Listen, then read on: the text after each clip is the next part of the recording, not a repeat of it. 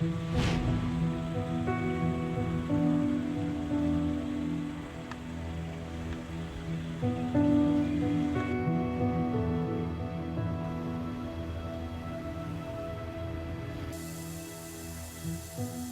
we have a city, buildings without people staying in, without the traditional trades, artisans, that means it's like a body without soul.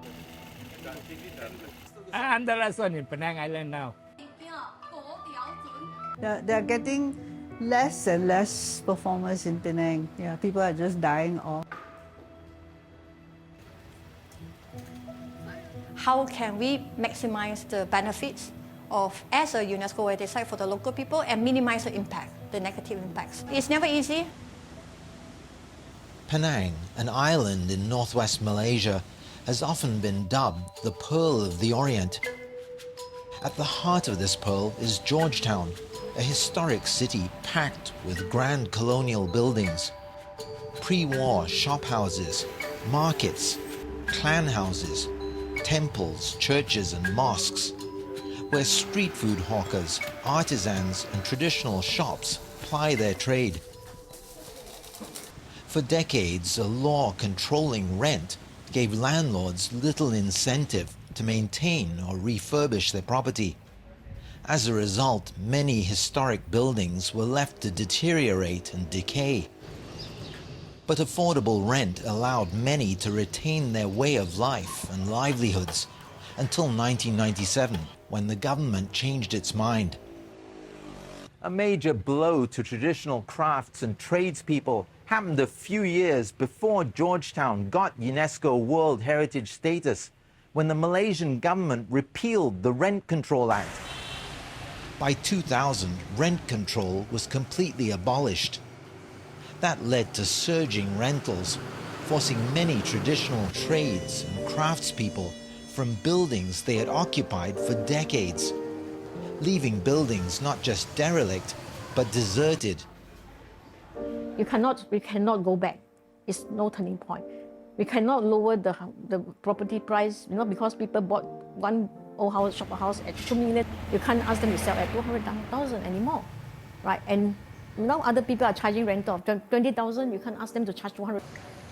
But there was another way out. Those seeking to preserve the city's history and traditions believed they could protect Georgetown by getting it recognized as a World Heritage Site. It was a race against time. Because of Rent Control Act, of the repeal of Rent Control Act, we have to start to prepare for UNESCO listing. Otherwise, people will start pulling down their buildings. So it's not that easy, and we have to do it very fast. That's the only way to preserve the whole area first. In 2008, Georgetown, along with the southern city of Malacca, was jointly accorded World Heritage status.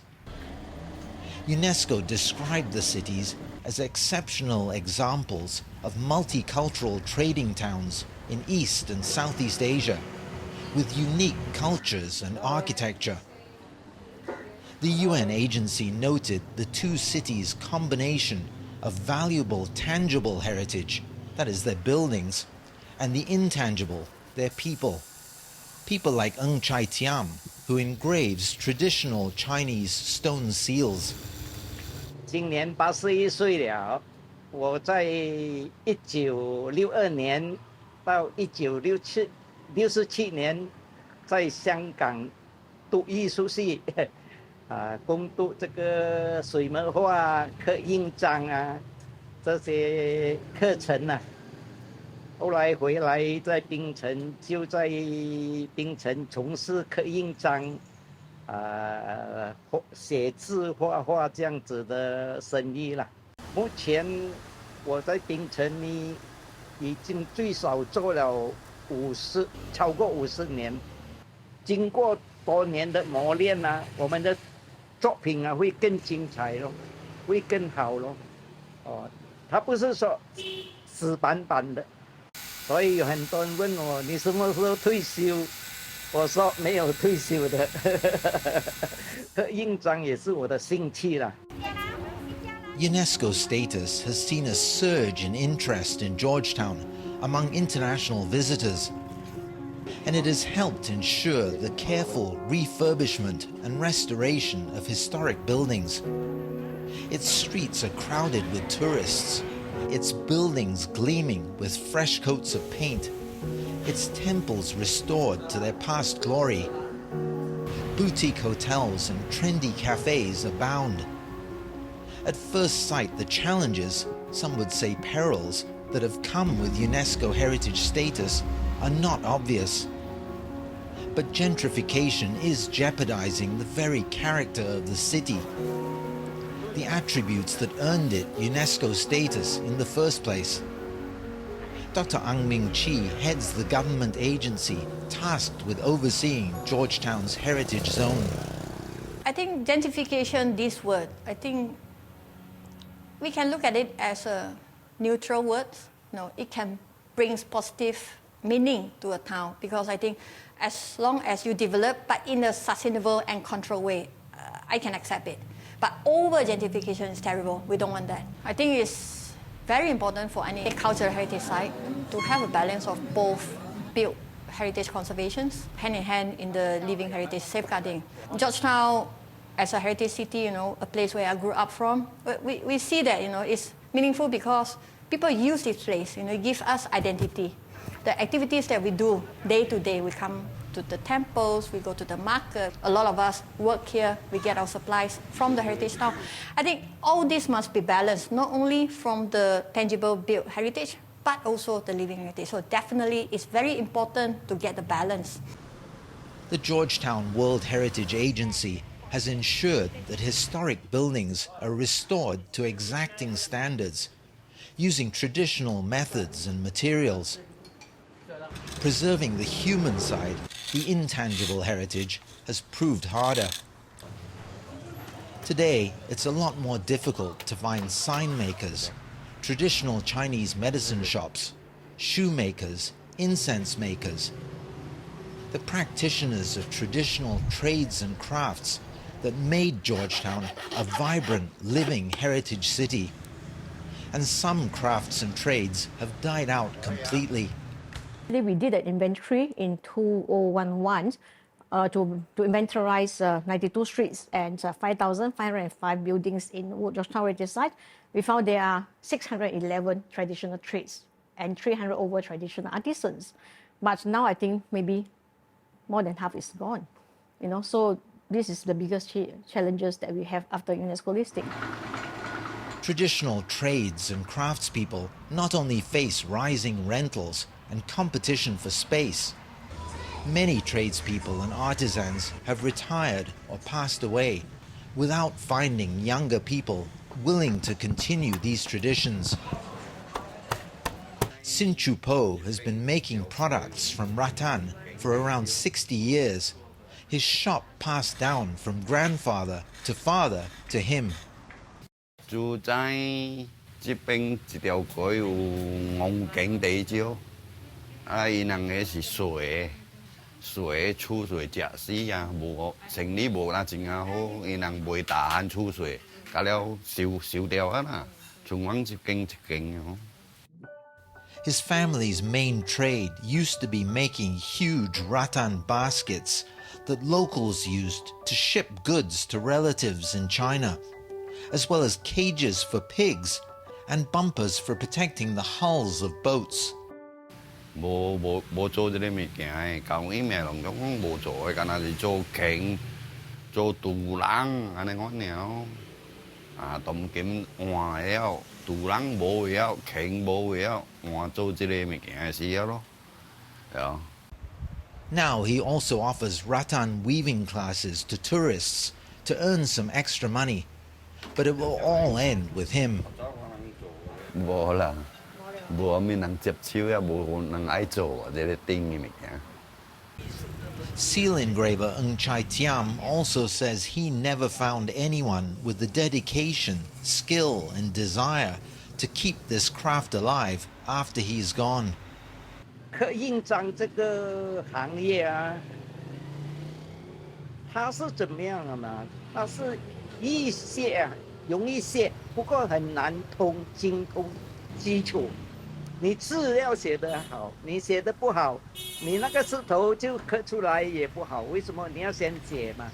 我们历代传下来的字体啊，那个是专门刻印章的，那个你又要讲究到你要有书法的。他说你谢了马上去找饭吃，最好是不要谢。他说太难了，时间你要下功夫的时间很长。Ng will be the last of his craft in Georgetown. These quaint trishaws remain a means of transport for locals in the historic core, as well as being tourist favorites. Georgetown's Heritage Authority has launched a program to refurbish all the city's trishaws to the benefit of trishaw maker and repairman Chu Yu Chun, the last of his kind in the city. I come to work because my father sick, so call me back. I'm the number 4 generation. My shop is about 100 years. I repair the trishaw roughly about 35 years. I make a new trishaw and repair the hawker tricycle and bicycle. When I come to work, the time the trishaw roughly about 500. Nowadays, some trishaw men pass away, pension, and some trishaw destroyed. So now only left about 150. 35 years, I make about 100 trishaw. Now I already 65. Roughly before 70 pension. You not have so many energy to do it. He never found anyone to learn and take over from him. After a few years, maybe the trishaw spare part cannot find. Repair the trishaw. Really? When the time no spare part, how to do? Maybe can import from China. Some trades and craftspeople, though, were successful in passing on their businesses and skills to the second, third, and even fourth generation of their families. And some aging artisans also found young apprentices eager to take on the mantle to keep these arts and crafts alive. Penang Heritage Trust runs an apprenticeship program, matching masters with would-be apprentices. When we started this in 2009, and at that time, actually, we got funding. So the original principle was that we got the artisan, we paid the artisan, and we paid the people that learn, but they have to practice. Then the response was not good because most of people just want to learn for fun or as a hobby. So eventually we changed the program like, okay, you come and learn, you pay for it. Yeah, the response is quite good. Tong Wing Chong started out assisting Penang Heritage to undertake its inventory of traditional trades and crafts in Georgetown, sparking his interest. He then enrolled in the apprenticeship program and now makes a full-time living as a woodcarver. I found that we do have a lot of nice and beautiful craft and artists work inside all these places. I feel that we lost something which is not in our life anymore, especially the decoration, the meaning, all these traditional things. So that makes me feel I want to pick up something. We can't just keep saying that we want to preserve, but actually we are not doing it.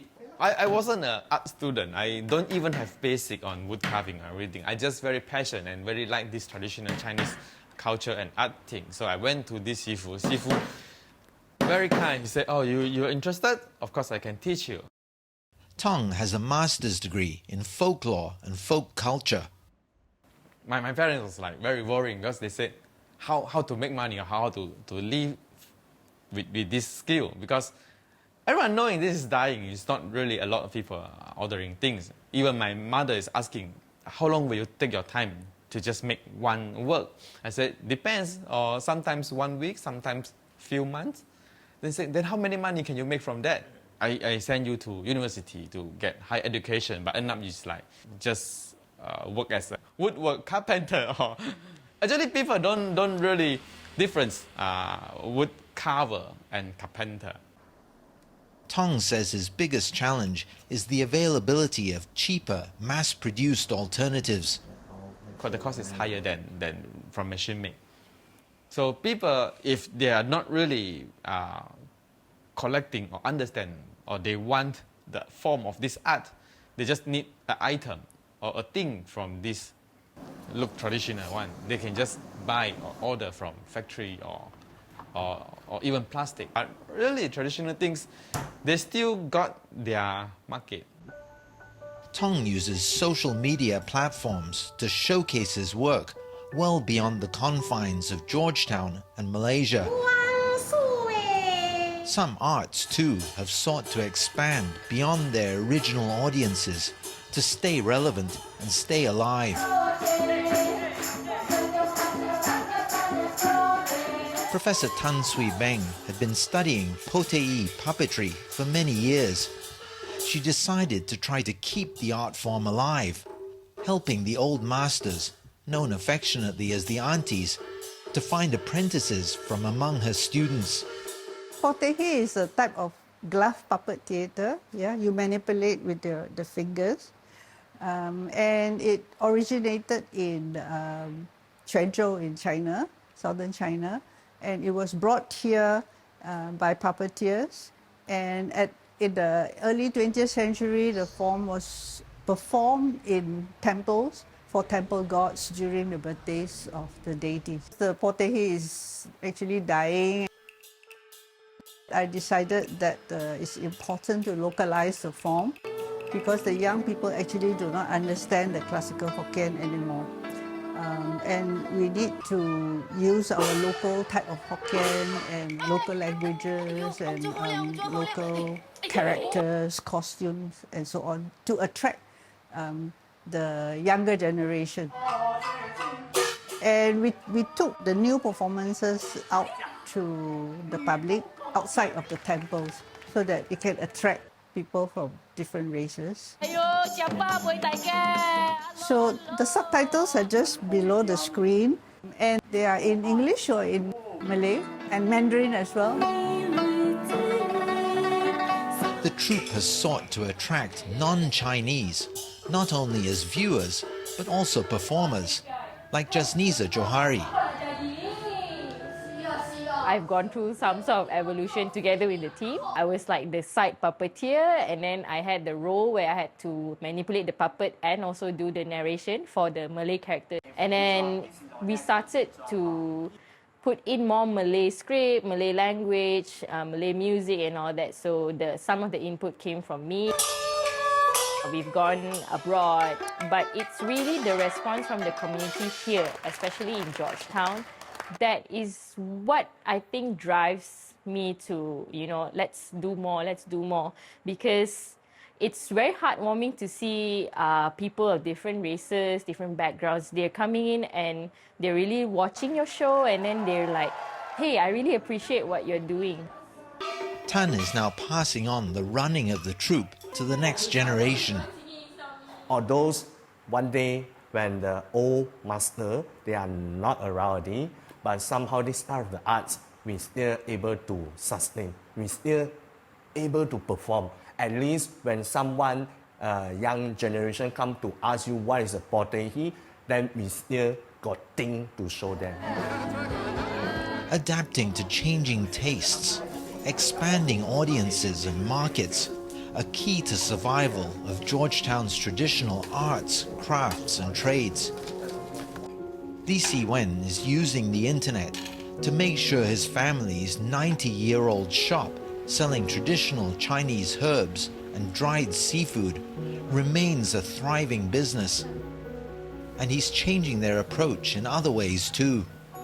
In the last 5 years, right before the pandemic, we're moving towards online. And but of course, during the pandemic is the one that speeds up the entire process. I guess that's how we're trying to reach to younger or different customers that we haven't reached before, across races, across culture, across of lifestyle. Chinese herbs are rather a very niche industry where people may not have the required knowledge if they want to come in and buy. So what we really did is we packaged in a size that's right for them with description in Chinese and English and simplified the whole process of buying throughout these years. Despite getting a degree in business computing, Lee opted to stick with the family trade. So we felt if we didn't do something, the legacy is lost, the sentimental value, or the things that over 3 generations has put in effort, and it's like wasted if we didn't do. And probably because I grew up here, I stay upstairs when I was a little kid. This city is like part of me. It's not meaningful if the local community or local stakeholder doesn't aware that whatever that they do is important, not because I ask them to do. They should have the awareness that they are doing this for themselves, for the heritage they have received from their ancestors, and they want to pass it down to the next generation. We hope to do this more meaningful, more sustainable. And I'm quite glad we are on the right direction.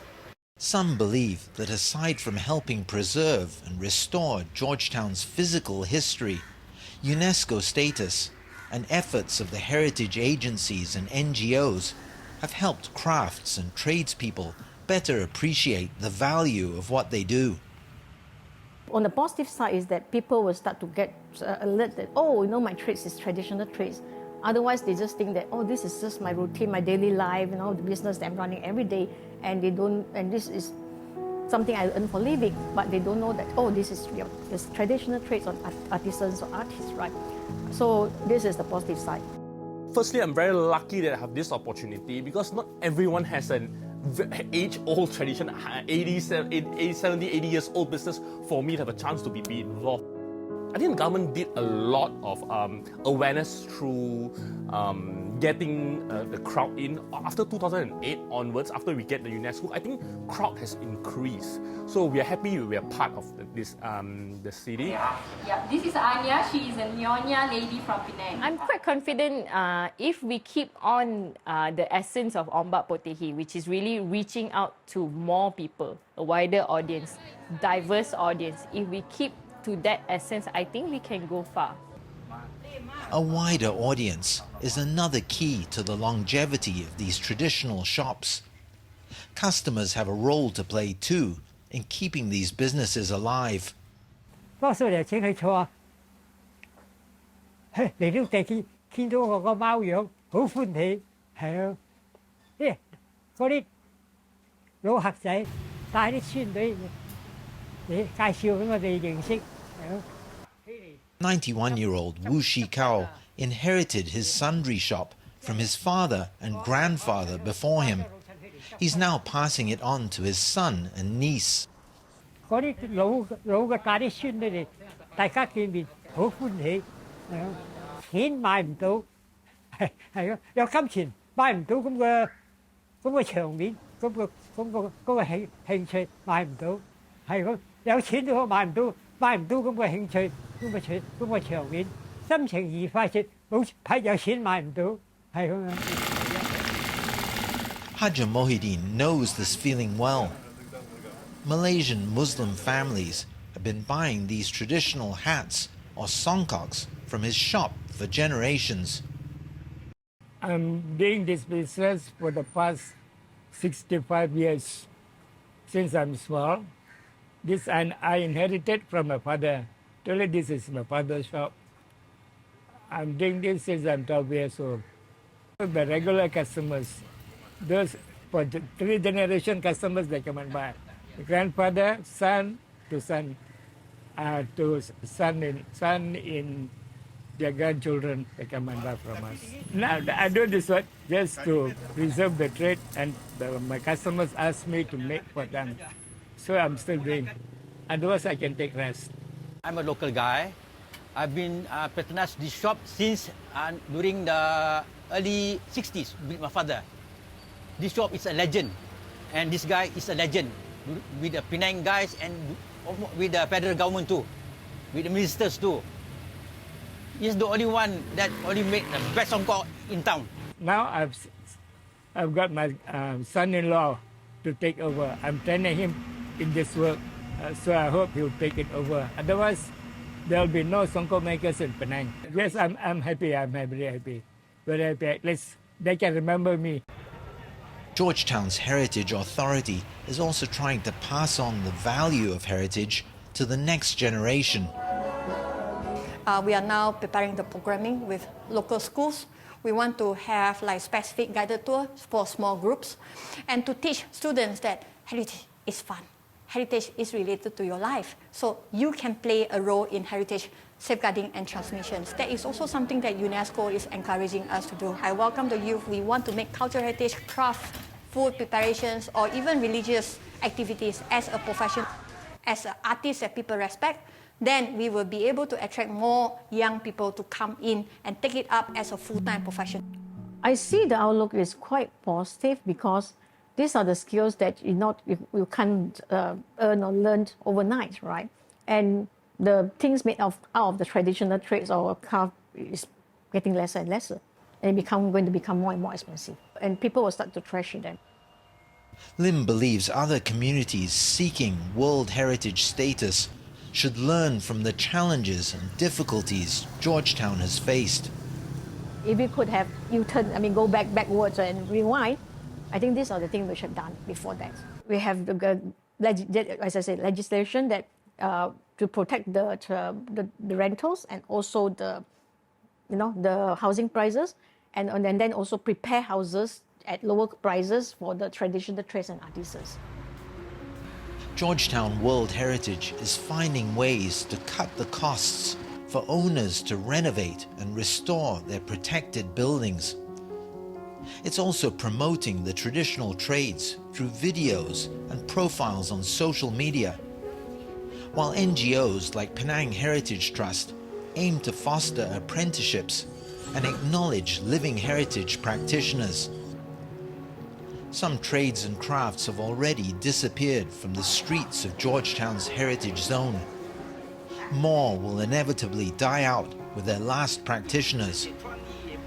Still, younger people willing to take on their families' legacies or eager to learn new skills, to create and to perform, can help ensure Georgetown won't just be a city of attractive historic buildings, but that it will remain one with a beating heart and a soul. For Assignment Asia, I'm Ryan Meltzer in Georgetown, Penang, Malaysia.